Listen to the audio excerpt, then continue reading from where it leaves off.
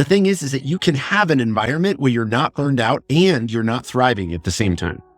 We don't create professional fulfillment by getting rid of stress.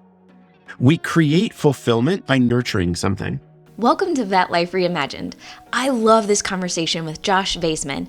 I had seen him all over LinkedIn and then finally had the privilege to hear him speak at VMX for his Adversary to Ally Talk. And he is amazing. He is an energetic and engaging speaker, and you can tell he knows his stuff about psychology and culture. In this episode, you will get to hear his journey in vet med, starting from PetSmart associate to a veterinary assistant to co-practice owner. After some hard realizations, he got a master's in applied positive psychology and coaching psychology.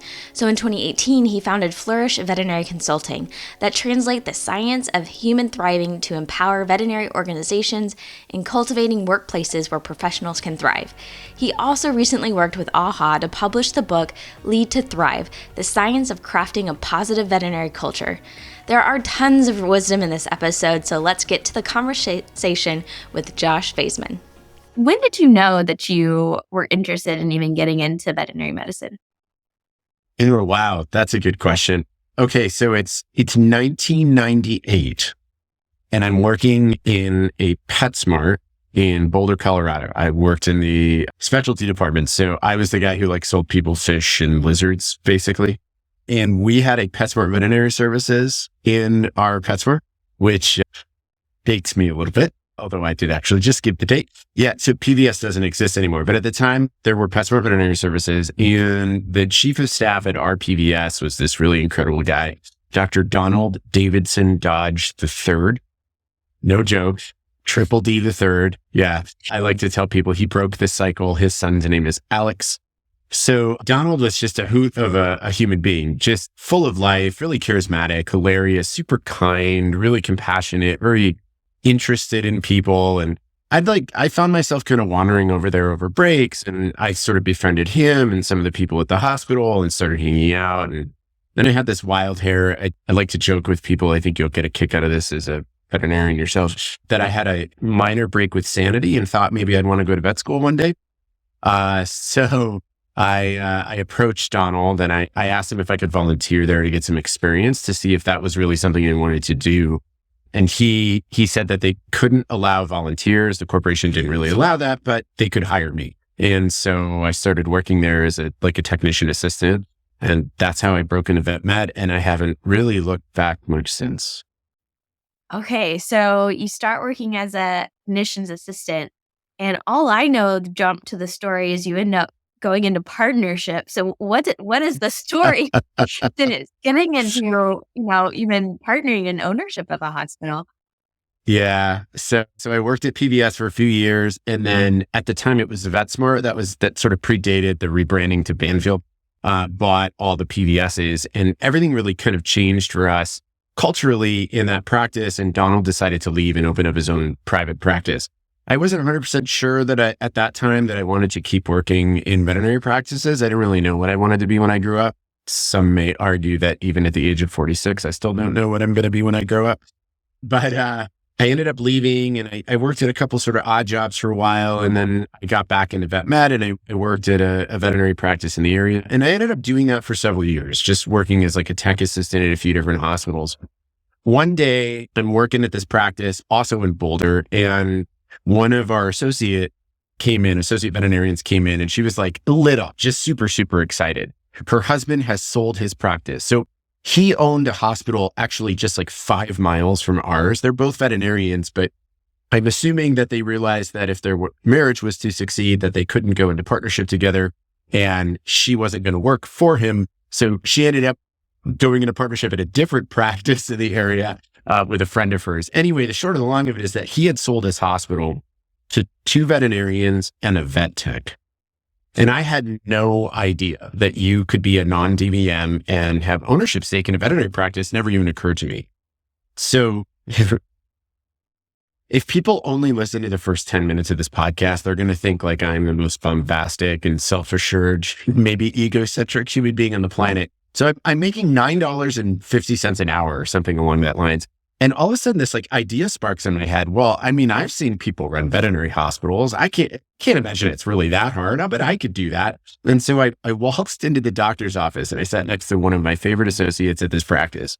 And I said to her, hey, I realized that you don't have to be a vet to own a vet hospital. And I feel like you and I could probably do this pretty well. You want to buy a vet practice with me? And 6 months later, we bought a hospital. So now all of a sudden I'm a hospital owner, co-owner in this practice with two veterinarians and a practice manager. And that's how I stumbled into that part of my career.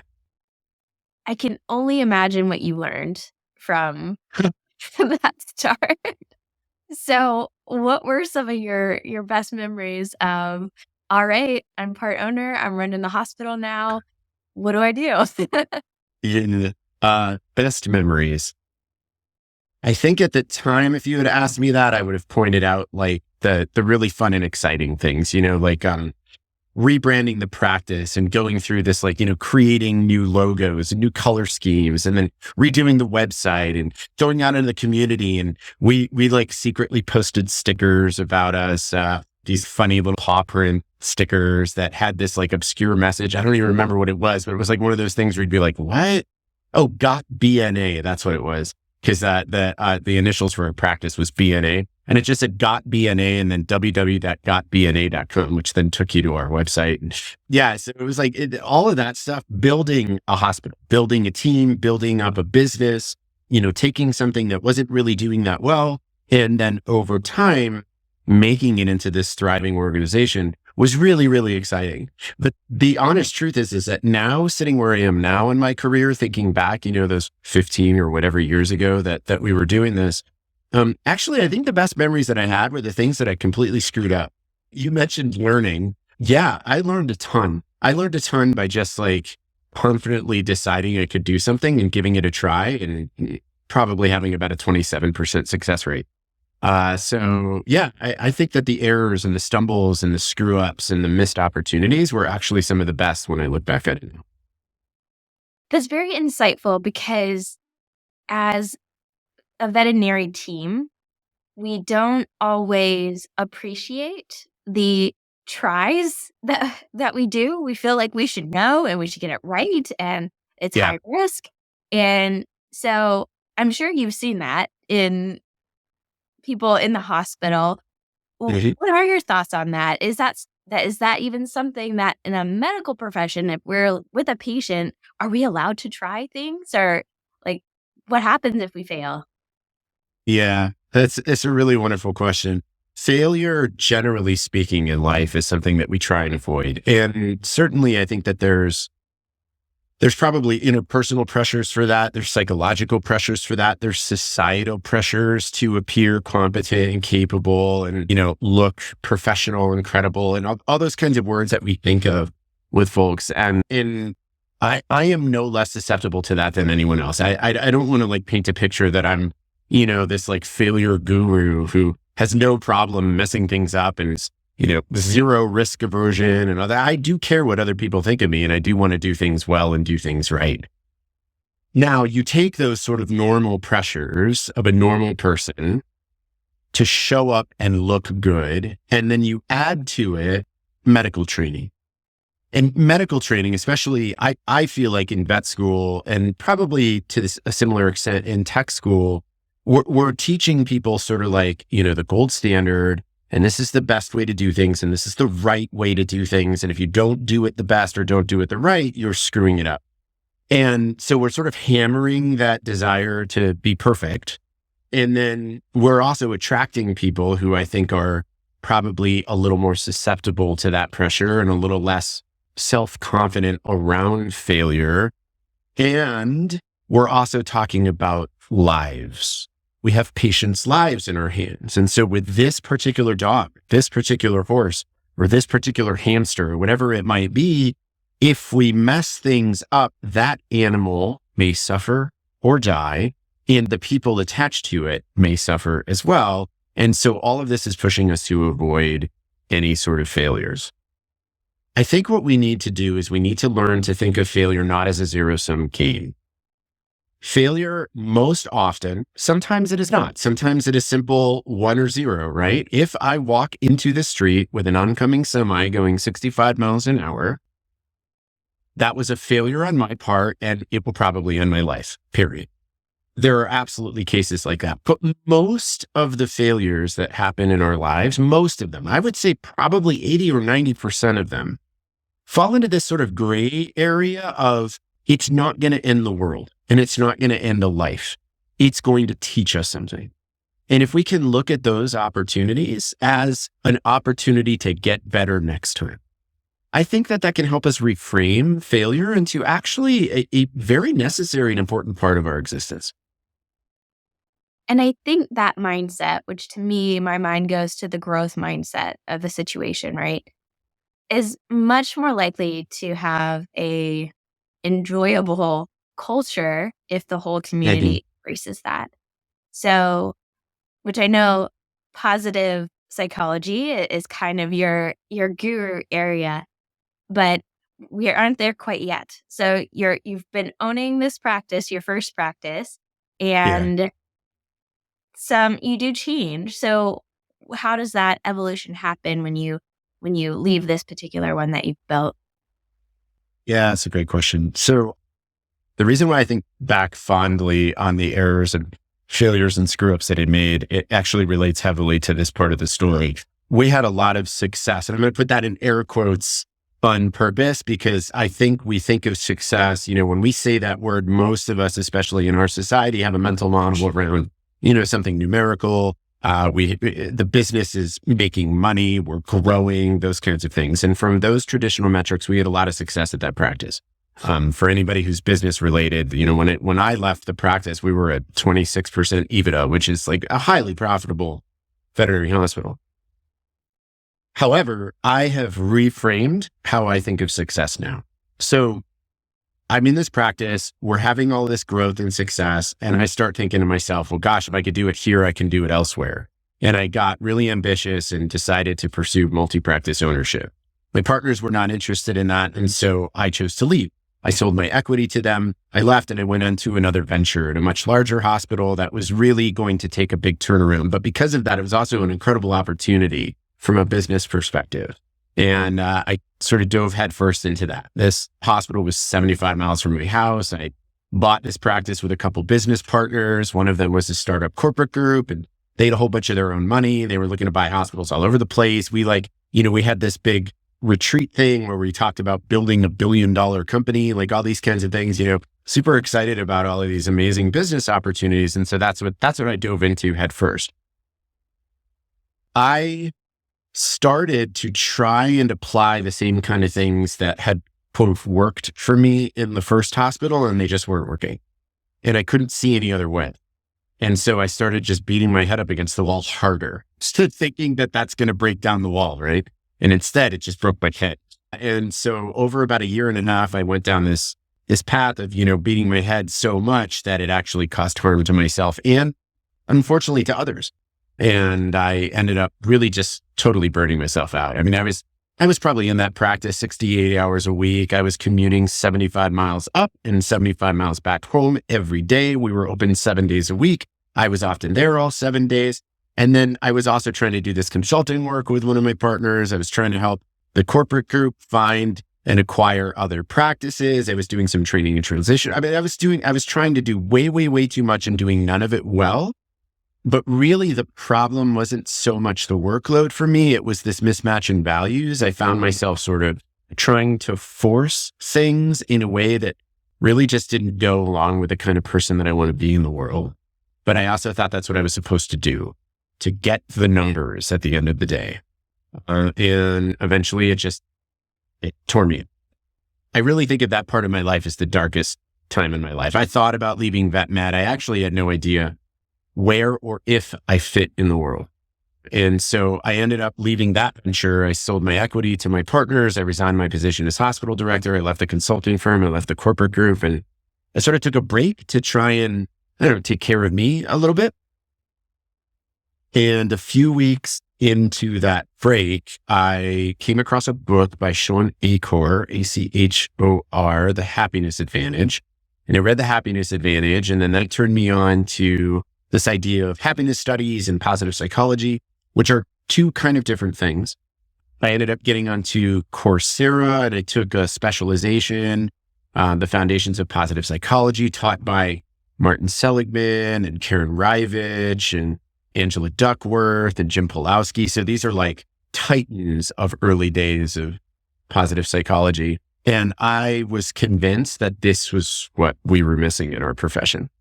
I saw something there that was like, okay, this is the missing piece, and I need more of this. So that's how the whole positive psychology thing came around. I love it. And for those that are interested, if you just want to taste, Sean Acor has a fantastic TED Talk. That is how I first found him and fell in love with it, and then read his book after that. But the TED Talk, if you want like a snippet of it, it's fantastic. And so do you mind elaborating a little bit more on how you were seeing veterinary medicine to notice this gap? So describing the problem so we can better understand the solution. Yeah.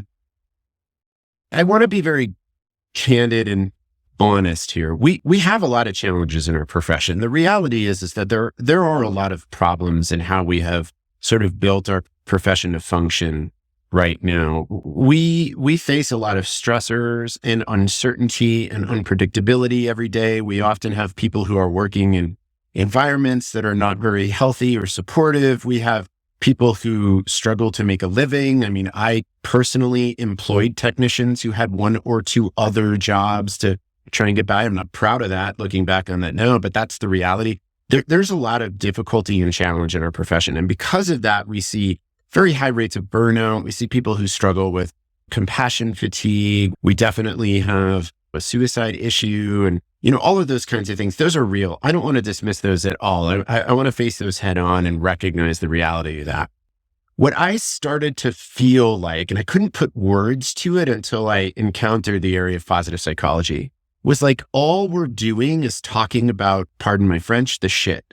And if all we do is talk about the shit and smell the shit and walk in the shit, we're covered in shit all day, every day. And that doesn't benefit anybody. And I felt like there's got to be something else we can do that's not dismissive, that's not like ignoring the bad stuff. And that's what positive psychology really uncovered for me. So the way that I describe it is, if you think of a profession, a workplace, your personal life, your relationship with your significant other, whatever, if you think of it as a garden, every garden requires weed management. So if we think of the problems in that relationship or the stressors in our profession as the weeds, listen, we can't just let the weeds run rampant. I don't know about you, but in Colorado, we have a weed called bindweed. The source of that plant is like 6 to 10 feet underground, so you can never actually get rid of it. And it just grows these little like spindly vines that bind around all the plants. It's the bane of my existence. So when I'm gardening out here in the summer, like I'm pulling bindweed almost every day. Weed management is important. We need to focus on it.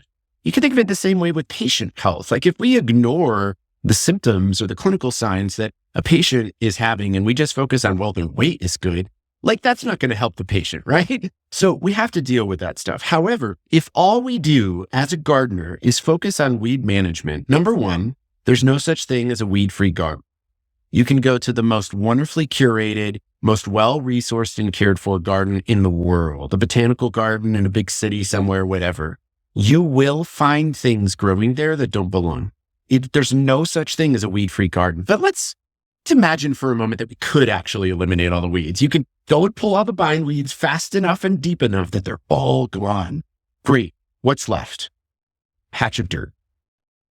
Gardening is not only weed management. It is also growing things. Well-being does not come from elimination. We don't create a profession of thriving. We don't create professional fulfillment by getting rid of stress.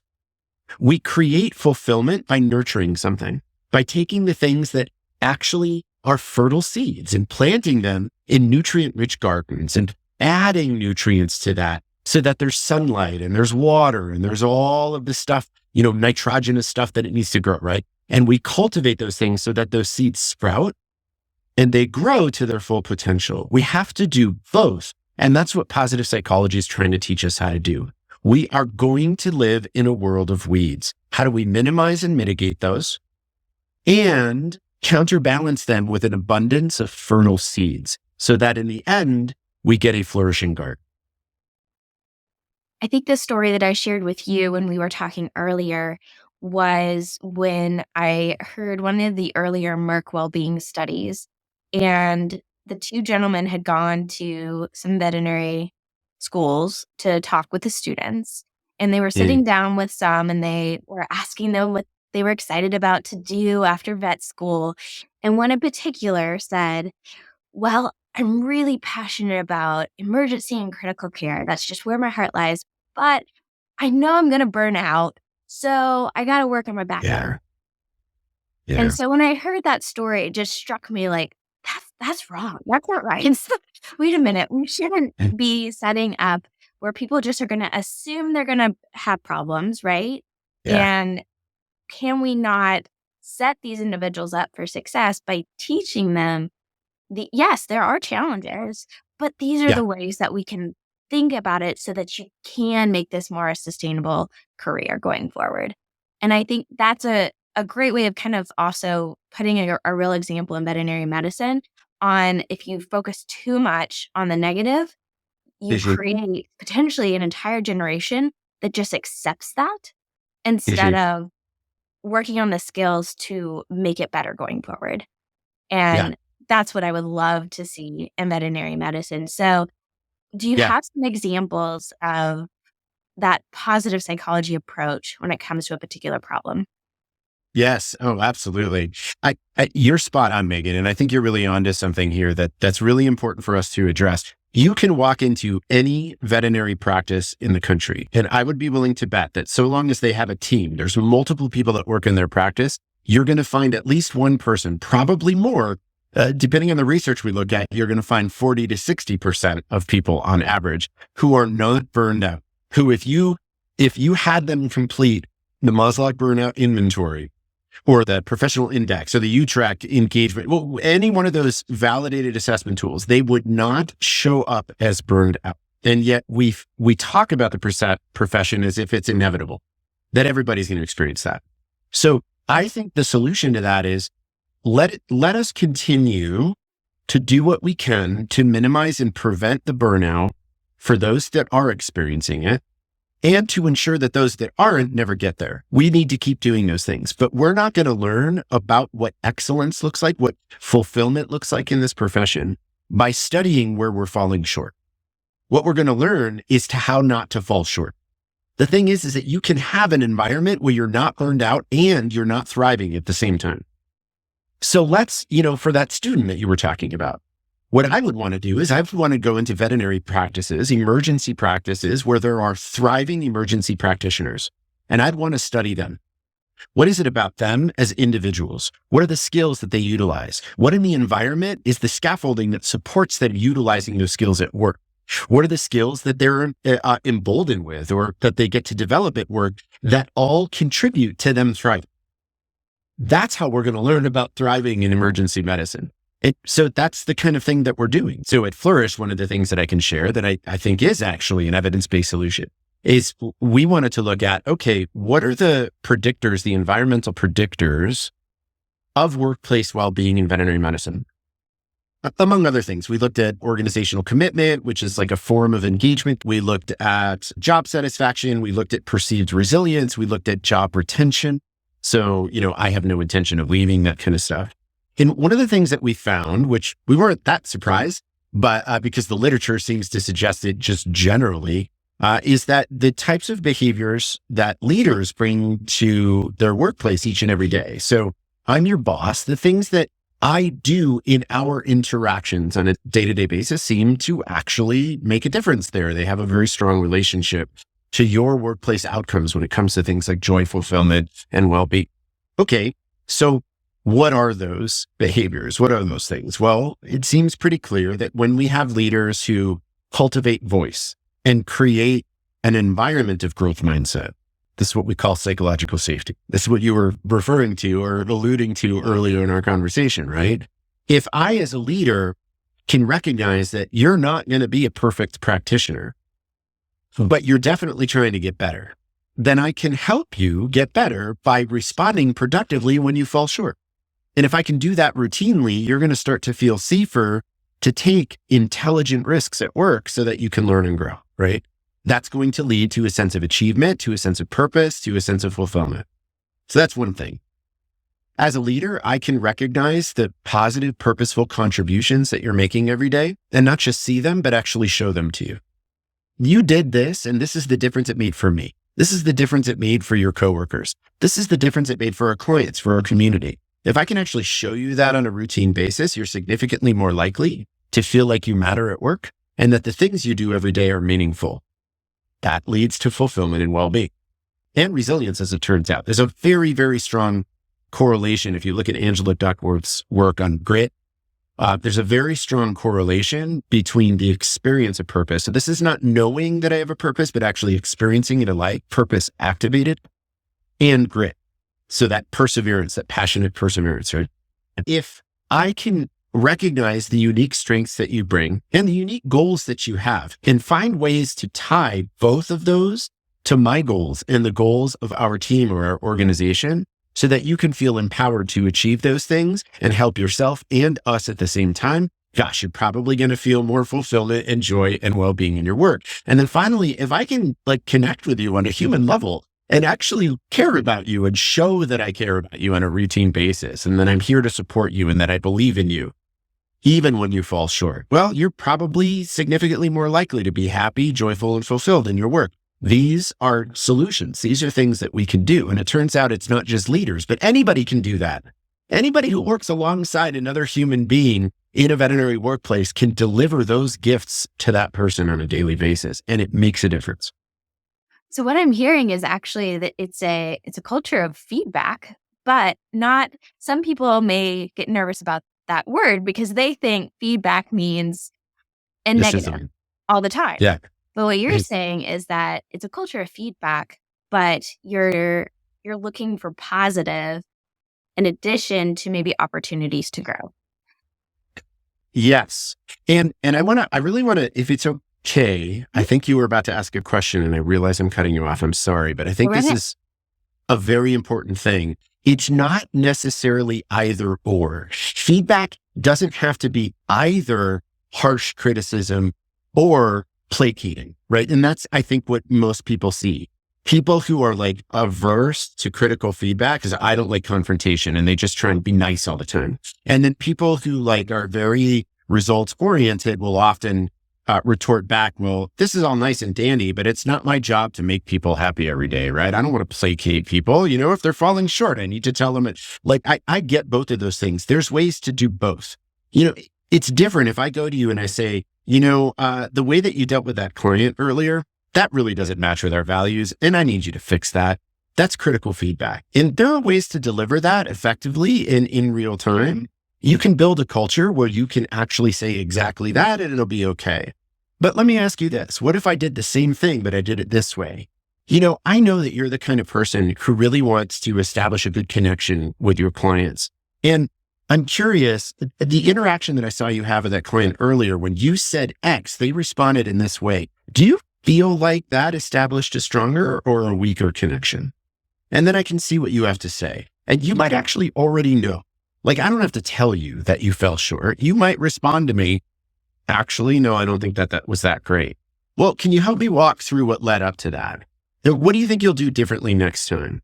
And what can we do to make sure that these things that made it harder for you to do that, those barriers are removed? That's a way to do exactly the same thing.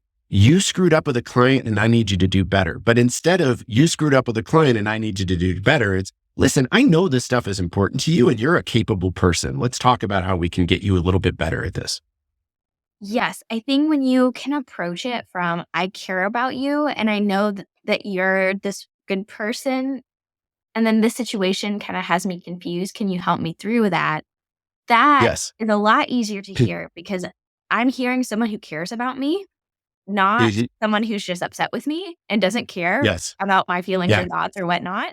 Because it is very possible that something bad happened on my way into work and it just was not my best self. And it doesn't make that what I did right, but it's a lot easier to communicate that back and say, yeah, I had a really rough morning. I was not myself. Thank you for calling it out. I realize I need to work on that. And if it is something that maybe the leader can help with too, it's an opportunity to build a better relationship internally too, to help with an external result at the same time. Yes. Care for the person, coach the behavior. We need to separate people from behaviors.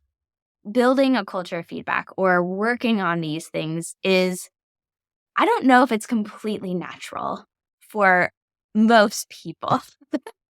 Fair So point.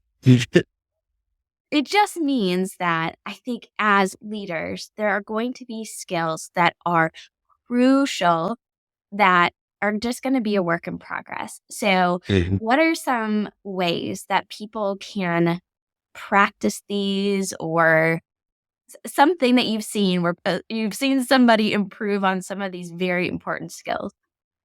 Yeah, it's a really wonderful question. I think that almost universally, the intention is there.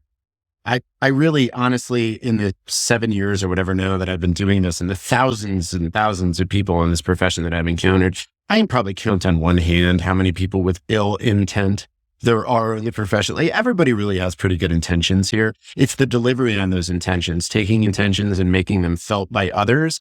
That's where the skills gap is. And yes, I think that that's a skill that can be developed, and there are things that we can do. I'm going to give an example of what I mean here, but I want to start by saying, I think we have to find ways to operationalize our intentions. So we have to think about, what is the intended outcome that I want? I want this person to, whatever, feel that they can deliver feedback to me safely. I want this person to experience purpose in their work. I want this person to feel like they're developing in a way that's fulfilling to them. Whatever it might be, think about, what is that thing I want? What are behaviors that are likely to get you to that? How do you literally schedule those behaviors into your day-to-day interactions? So one way that I've personally done this, I didn't know about the concept of psychological safety until I actually left practice, went back to school, did this master's, and then started learning about all these concepts myself.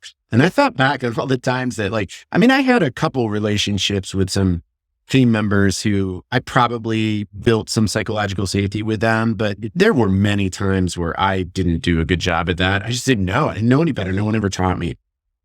So when I started Flourish, my consulting firm, it was really important to me to sort of live out that value in particular. And then when we started adding team members, I had to really think about how I'm going to do this. So one way that I tried to operationalize it, I want people to feel like they have a voice on this team. That when we sit at a table and we're ideating, or we're working on a new project, or we're thinking about our next step, whatever it might be, that we are sitting at the table equally. Yes, I'm the boss, I own the company, whatever. But in that moment, I want everybody to feel like they have a voice, and that voice is worth sharing. So how do I do that? Well, I have to invite that. I have to make sure that they are encouraged to speak up and that they're thanked when they do. Okay, how do I operationalize that behavior? This is what I started doing. Our team is virtual. I live in Colorado. I have another team member that lives in Colorado, which is an hour away from me. I have a team member in Rhode Island, Maryland. She's moving to Rhode Island. And then I have a team member in Florida. So we're kind of all over the place. So we use Slack. To the left of me here is another screen, and Slack is up right now on there. That's how we communicate every day throughout the day. I decided to operationalize this intention by asking a question, force of words. In almost all of my Slack messages, what do you think? Hey guys, I'm really thinking about us developing a masterclass. This is what I kind of think it should look like. This is why I want to do it. What do you think? And oftentimes I'll tag somebody directly. What do you think, Megan? And then I'll wait for a response. And then whatever they say, even if it's outlandish, even if it's unachievable, even if it's hardcore, Josh, that's the stupidest idea I've ever heard, I say to them, thank you for sharing that. That's it. That's all I started doing. About 6 months into this venture of having a team and using this, what do you think on Slack? I don't remember what conference I was at, but I was at a conference and I have Slack on my phone so I can see the notifications, but I'm not really participating in Slack when I'm like in conference mode. And so the other 3 team members are talking to each other about whatever they're talking about. And I noticed they're asking each other, what do you think? Hey, Andy, I was thinking about blah, blah, blah, and this and that. What do you think? Oh, that's a great question, Tess. Well, I don't know. I mean, I think I agree with that, but I also think that maybe have you thought about, and they're just asking each other questions and they're opening up this line of communication with each other. That's what I mean by operationalizing. It is not enough to come into work, especially in a position of power and authority, to come into work with good intentions. Good intentions are what get you through the door. Once you're through the door, it's behavior. It's the consistent routine things that you do with intention and in response to the stimuli around you that create a culture. So you have to choose the behaviors. That's operationalizing. I want to show up like this. Here is how I'm going to do it and schedule it, quote unquote. I love that. When the leader starts working on these things, that is when people will learn and accept it, and it will become natural for them to also repeat the behavior. So it's like that ripple effect. And I think that leadership at starting there is so important because it gives everybody else permission to do that as well. Yes. It's so impactful. And maybe, is that something that you enjoy as well? Now being in a consultancy type of position where you're able to help many different hospitals. I'm not trying to assume it. I'm already assuming for you. Sorry. Impact comes to my mind. But what are some of the things that you are discovering that is like allowing you to thrive personally? Listen, I'm just like anybody else in the world. I want to make money and I want to be able to, live the kind of lifestyle that I live. And so obviously compensation and how much money we make as an organization is important, but I have redefined what success means to me. Success for me now, the most important part of success is impact, is knowing that we're having some sort of a positive impact on the community in some way. And when it comes down to it, the numbers at the end of the day or how much money we make, we have financial goals, but we don't put those goals above our sense of purpose and the mission that we have in the world. That is first and foremost. And we are constantly looking for, craving indicators that we are having an impact. And when we get them, man, they are powerful, way more powerful than any number would ever be. Yeah. And you've been able to do a lot of different partnerships as well. I think the one that's most recent that I'm aware of is working with AAHA and publishing a book.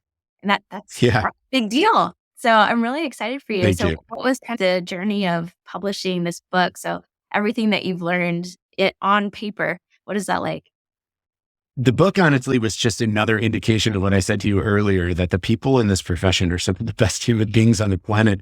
Publishing a book is quite an adventure. I am audacious enough to think that I have something to say that people might be interested in. And so when AAHA approached me about writing a book on practice culture, it made a lot of sense to me. Sitting down and then writing the book and going through that process was really, really interesting. But the most interesting and perhaps the scariest part was, you get done with your first draft. So I've got 14 chapters of material and I've spent, a year and a half writing this and researching and citations and the whole bit.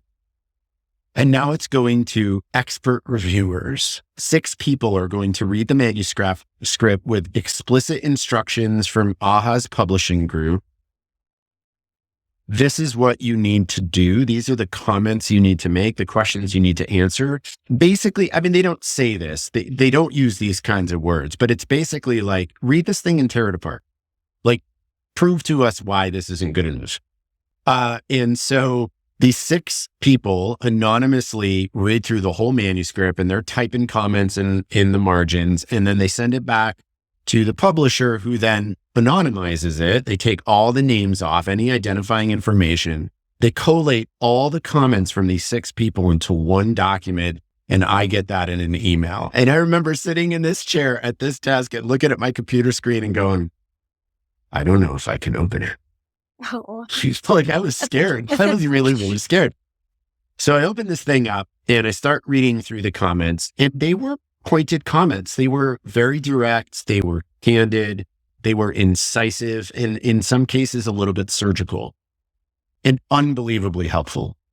Like, it was clear to me, it didn't take very long to read through all of those comments to realize that these were 6 people who genuinely wanted me to make this book better and really, truly wanted to help it get there. And that was amazing. That was amazing. And I can unequivocally say that what ended up getting published is 10 times better than I would have written on my own if I didn't have the help of those 6 people. What another great example of taking feedback and from people who are really just trying to grow you as an impactful human in a profession in general. So Yeah. I'm glad that was your experience. And I'm excited that AAHA has really seemed to be investing a lot when it comes to the practice culture, retaining our people. I listened to one of the presentations at VMX when I was there, and she made such a good point that Jessica Volkosen, that it's great that we want to try to get more people into the profession. However, if it's like a colander with all the people draining out of the bottom, you're never going to Yeah. keep up. So if you're not Yeah. focusing on that part, then you're not really helping the problem. So I Yep. love that they're dedicated to this and that they've been a good partner with you. Yeah, AHA's wonderful. Everybody there, Garth, Jessica, Judy Rose Lanier, like the whole group there is really just phenomenal people who are, they are fighting for the future of our profession. It's been truly delightful working with them. Well, I know that we've talked a lot about positive psychology. What is something else that you would like to share with the profession to help us continue to make it better and better? Even though it's good, but we can always grow. Yeah. I mean, I guess I would play off of a little bit of what you were just saying about, this whole idea of like attracting more people versus retention. There's an interesting discussion happening in the community right now around this idea of shortage. A lot of folks that you go to at the hospital level will tell you there's not enough people. We don't have enough team members. We can't find doctors. There's not enough techs.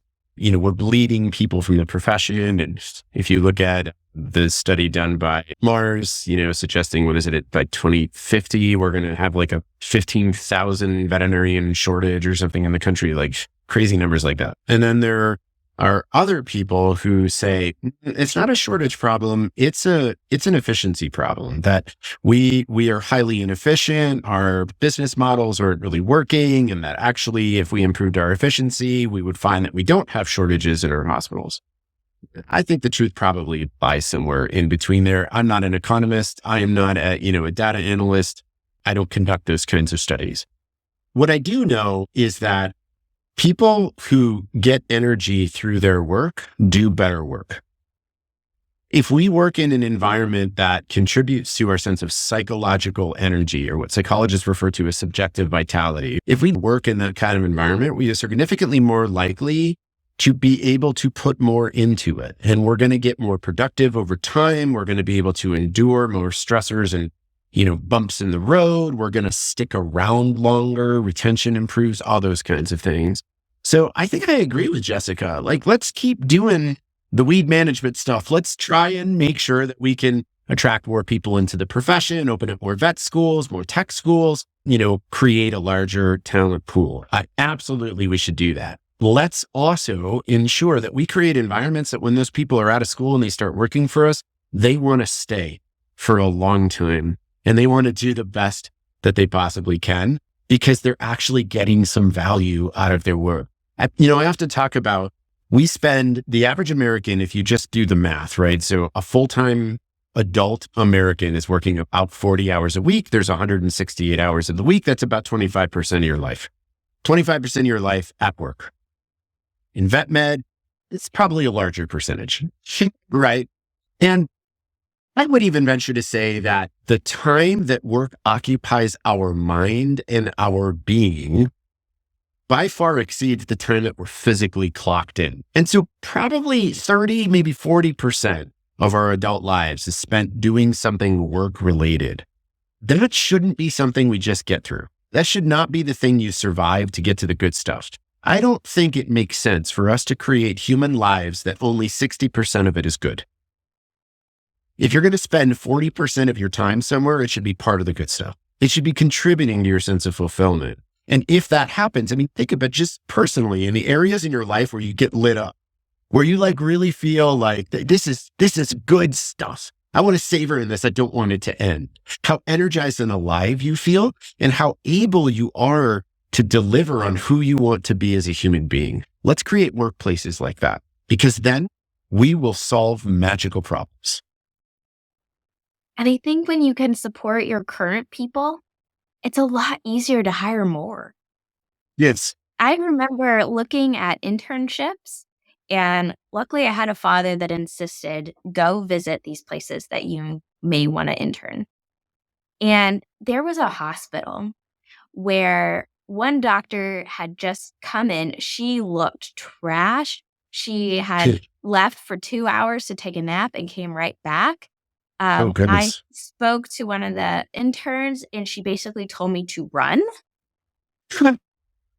Not good signs. No. So if we can make our current place a wonderful place to work, it is so much easier to recruit. They will recruit for you, even if they're moving, right? And they have to leave. They will say wonderful things about the hospital, which makes it so much easier to get new people than them telling new people to run. Yes. So we worked with a hospital.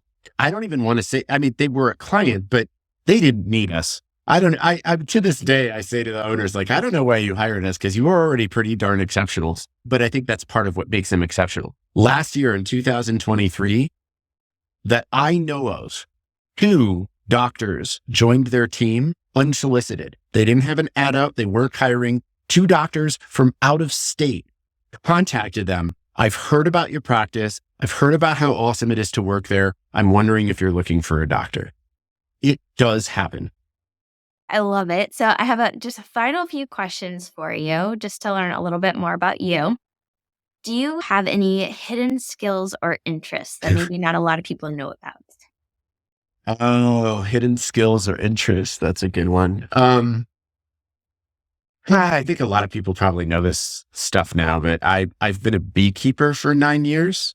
I was once for 2 years, I think I was the vice president of the Northern Colorado Beekeepers Association. Very proud of that. I am a little bit obsessed with my 225-gallon saltwater reef tank, like probably too obsessed with to the point of like looking at things under microscopes to try and identify pest issues for people in the local reef keeping community. That's impressive. Man, it's a little nerdy. It's a little nerdy. I love that.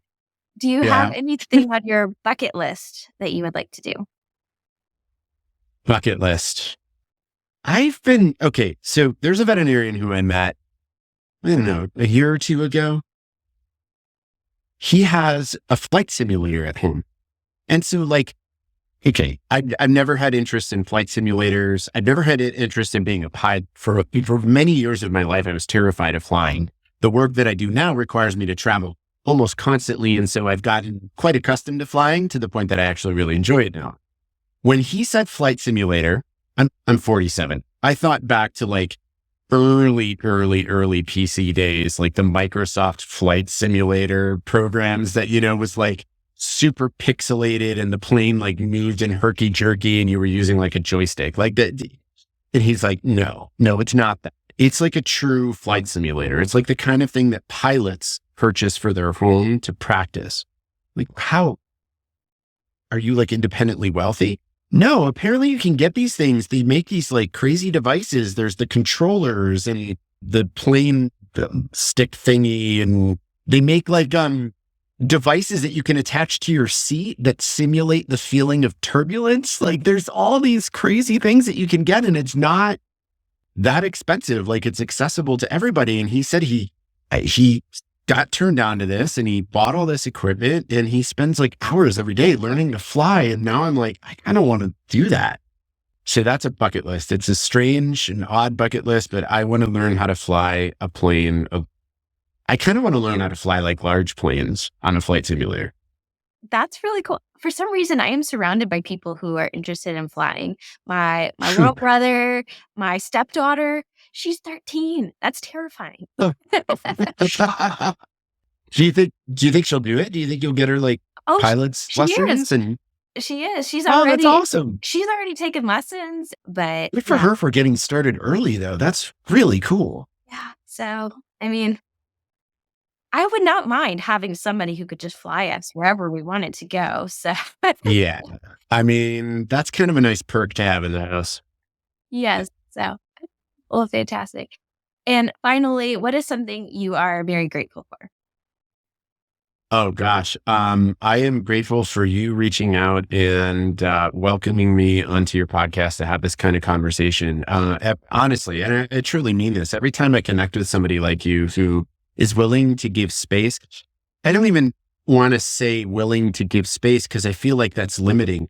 You're clearly interested in the well-being of the people of this profession, and your willingness to step forward and be part of the change. It means the world to me. I'm eternally grateful that you're doing the work that you're doing to try and help the people of Edmonton.